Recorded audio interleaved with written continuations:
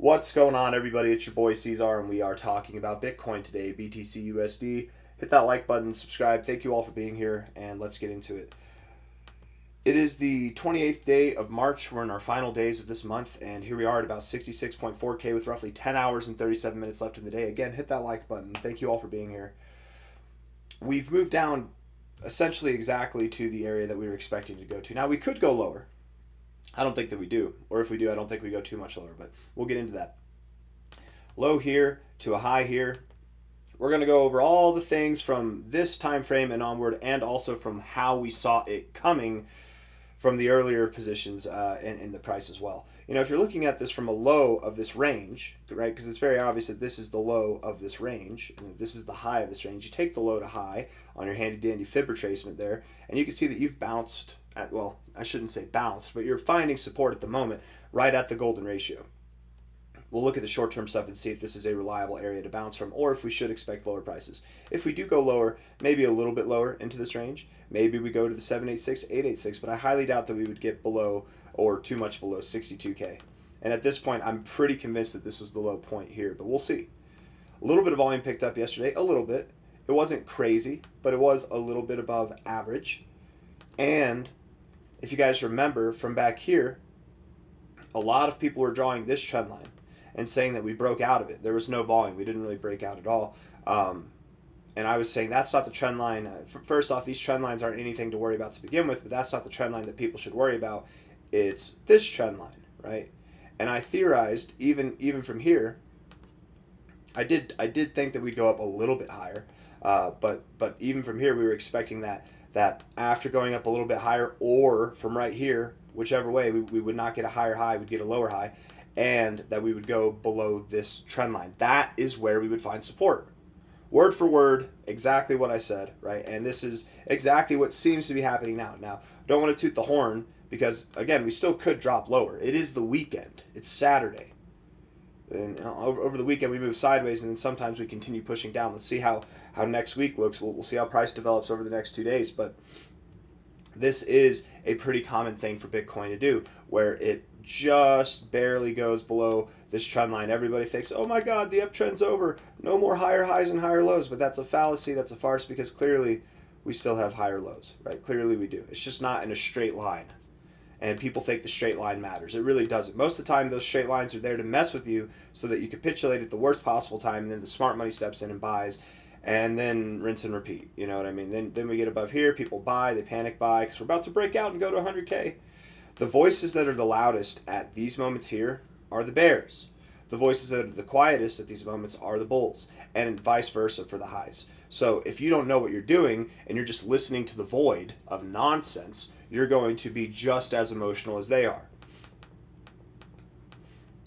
It is possible that this is a breakout. It is possible. I mean, the volume did pick up a little bit, but the thing is, you see the histogram here, the like shaded kind of area in the volume here. You see how that's like that's your average volume. Think of it as like your average volume level, right? Whenever you're above that, you get average volume. When you're below it, that's below average volume. Even though we are above average volume, you just kind of draw a line straight across here. That's not really breakout volume. I mean, is it growing? Maybe if it continues, then yes, we can say it's growing. But I don't know. We're not. To me, that's not enough to call this a breakout just yet. We go a little bit lower and volume continues to pick up. Maybe we are. Maybe we are breaking out.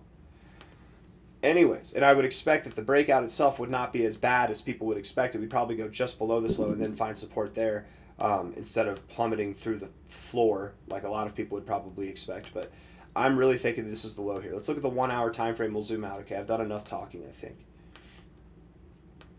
I don't know about you guys, but that kind of looks like an ascending triangle on the 1 hour time frame. Higher lows, flat top. Now it's the 1 hour time frame. It's an ascending triangle in a downtrend. These patterns are less likely to happen in this kind of environment, right? If it was a more established pattern, something on a higher time frame, maybe a better chance, but it still could happen. We still could move to the upside. Absolutely, we could. Looking at this here with our handy dandy indicators, we could see that we have broken out, it looks like, of this downtrend here. Now these trend lines matter a lot more. On the RSI, they matter a lot more than they do on the price. And it seems as though we're starting a trend here where we've found support on the 40. We're moving up above the 50. I mean, it doesn't look bad. It's neutral reading right now, but it doesn't look bad. Stochastics don't look bad either. Bouncing off the 50 is a good thing, and the MACD, it's basically useless, but it's got some bullish implications here. I wouldn't be thrown off if we saw a slightly higher high and then we came down. I wouldn't be thrown off if we just came down. I wouldn't be thrown off if we had a lower low. It's okay if we go lower than this point here, okay? And maybe we do. Maybe we form bullish divergence, and that's fine. And if we're looking at this here, this quote-unquote breakout move, not a lot of volume came in. Not a lot of volume came in on the main move. Where did the volume come in? The main majority of the volume from yesterday's candle on the daily candle that got us barely above average volume, it came in at the lows. I don't think this is a breakout move to the downside. I think this is here to psych you out. And personally, not financial advice, not a financial advisor, I feel pretty comfortable going long here.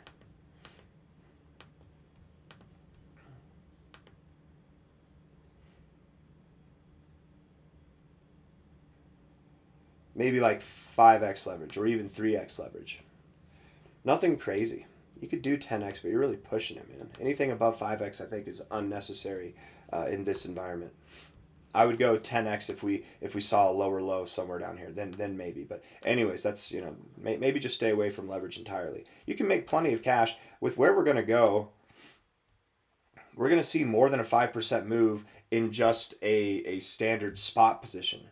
That's more than enough. Take 5% gains. Consistently take 5% gains, and over time, man, you're going to kill it. Consistently take 2% gains. Over time, you're going to kill it.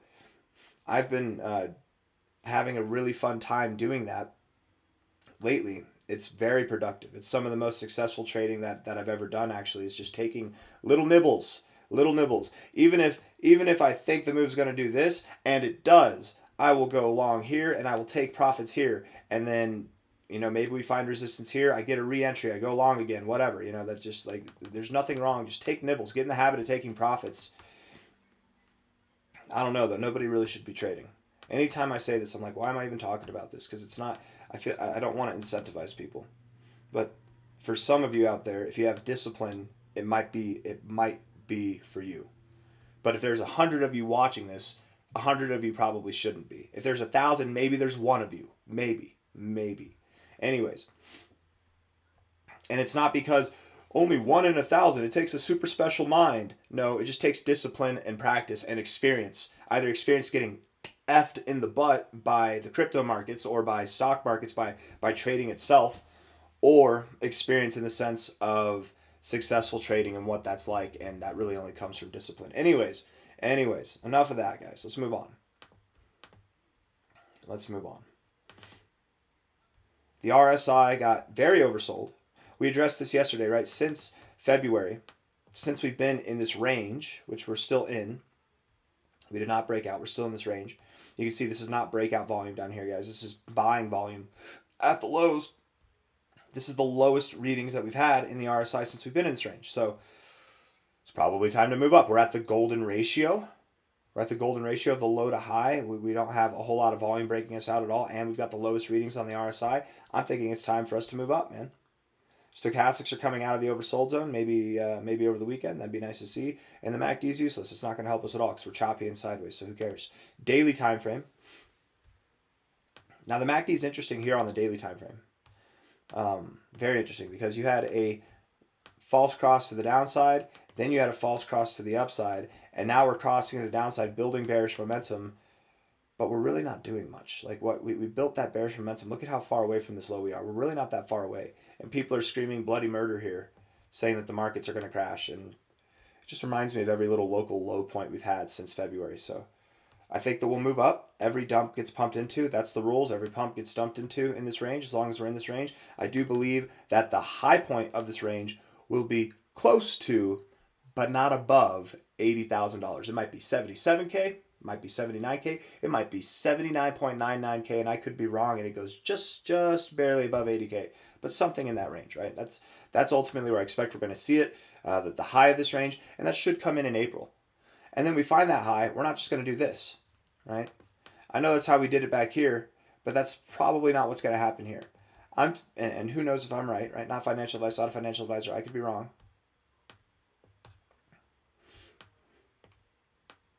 Let's just see here real quick. Where are we at? I might compare it more to like the high of this range, right? Where we did, I guess, initially see some selling off, but we didn't break out of this range overall, did we? It took time. We went down, we came up, we went down again, we lingered, whatever, and then we finally broke out later, right? Like this high was in September, we broke out in November, a whole month later. I could see that being the case here. Maybe we find the high in April, maybe it's May, and then a whole month later, that's whenever we break out. That doesn't mean that we're just going to linger up here for a whole month, maybe, and then drop through the floor, maybe, but we'll probably work our way down, continue to be volatile, and then in May or June, that's when I think we're going to break out of this zone to the downside. Yeah. And as weird as it is, this range, guys, we could be moving sideways. We might not get to that high point until June. It might be June that we actually see the high point and then we break down. However it needs to happen. I just wouldn't expect that the high point comes in May because I think a lot of people are relying on the sell in May go away nonsense for Bitcoin here. Anyways, MACD, interesting because of the false crosses. Interesting because you crossed above the zero, but you're not, even though you're coming back below, you're not like rejecting, you're not gaining speed. It is the weekend. Let's see how next week goes. If things pick up, maybe I have my feet in my mouth right now. We'll see. If we're looking at this on the stochastics, we are oversold. The last time that we were oversold, we bounced a little bit, and then we rejected the 50. That's not good. Here we bounced, and that was decent. Provided some growth over the days to come. Here we bounced as well, but after being oversold for quite some time. So we can see a short instance. We could see a long instance. The long instance is the one we want to avoid because that will promote the breakout likely.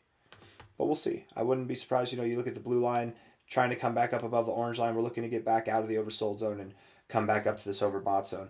In this kind of sense, if we're looking at how we've done this before, it could take some time. It could be rather quickly. It could be somewhere in between. But likely, if here's the end of the month, right, likely sometime in early to mid-April, that will be when we're at our next high point. And the question then is it going to be above this high or below this high? I don't really know yet. I don't know yet. I gave you a lot to think about there, so let me just say it again. I believe we're at a low point, and I believe that we will start shifting up. But the thought here is how high up? Do we find resistance at a lower high than this? Do we find a resistance at a lower high than this and somewhere in between this range here? Do we see a higher high that we're working for overall and then immediately sell off? I wouldn't think if we saw a higher high that we would break out and see stupendous price action. Just like if we see a lower low, I don't think we're going to break out. Any pump that we see will get dumped into. Any dump that we see will get pumped into. We're just moving sideways until May or June. It's the same old, right? The RSI, it's a little bit bearish, to be fair. I don't like it. Why is it bearish? Well, higher lows here, higher highs, you've broken out. You even back tested for resistance right here.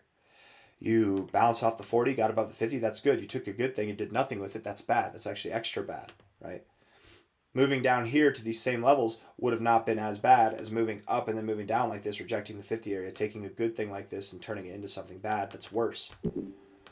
But we are at this area where Bitcoin likes to find support as far as the RSI is concerned, so I don't know, man. Kind of neutral overall with a hint of bearishness. Let's see if we can come out of it. We come out of it by getting above that high point there. We come out of it then by getting above the 60. And then if we're graced with if we have the pleasure of seeing the overbought zone come in on the daily time frame, I would expect that it's a short-lived experience like these or like this here. So I wouldn't expect it to be long. And again, in the traditional fashion of this trajectory, might be early April that we see that, or maybe as late as like mid-April that we would see that. I doubt that it would take a super long time for us to get up here, but anything can happen. But that will likely be, regardless of the price, whenever we're up in this area here, that will likely be the next high in the price, regardless of where it is. I don't care if it's here. I don't care if it's here. I don't care if it's here. I don't care if it's there. Wherever that daily RSI is in this range, that'll probably mark the next high. So it just depends on how we get up there. I hope I've given you something to think about. Hit that like button, subscribe. It is the weekend. It is the weekend, so if Saturday and Sunday bring us up here, Monday, Tuesday will bring us down here. If Saturday brings us up here, Sunday will bring us down here, right? I don't expect by the end of the week, by Sunday's close, that we will be too far away from this point. Or, as we have the last 2 weekends, if we are far away from this point, then in the beginning of the week, we'll pull back the other direction, right? Here was Friday last week. Saturday, Sunday moved away. What did we do Monday? Boom! Ripped right through it, and we still had a bearish week overall, right? What did we do the week before? Here's Friday right here. We moved up over the weekend. Boom. And then what did we do Monday, Tuesday? Boom! Ripped right through it, right? And then by Sunday, we were actually really far away. We didn't come back. That week was bearish. Where here, right, here's Friday, Saturday, Sunday we moved down. Monday again, boom, we moved back up. So look for that counter trade over the weekend, or it's not just that simple. Sometimes and oftentimes enough, if Friday closes here, Saturday moves down, Sunday moves back up, and look, we close right where we were on Friday, leaving no gap behind. We go to the next Friday, same thing, right? Saturday moved up, so Sunday moved back down. We close the week right where we were Friday, right? So it's going to be one of those outcomes. Either way, we'll have an understanding of how the week is going to close or how the week is going to open, depending on how far away we are from Friday's close. So right now, we're moving up a little bit. That gives me hope that Sunday will move back down, or that will move up over the weekend, and then Monday will push us down violently. We'll see. And when I say violently, I'm using dramatic words for fun. I don't think if we go below this low that we're going to go too much below that low. We should form bullish divergence. We should recover. I do think we're at a local low point. I do think that this golden ratio means something in that we're probably not going to exceed anything really too much below 65K, if at all below there. Hit that like button, subscribe. Thank you all for being here. I'll see you on the next one, okay? Take care of yourselves. Bye-bye.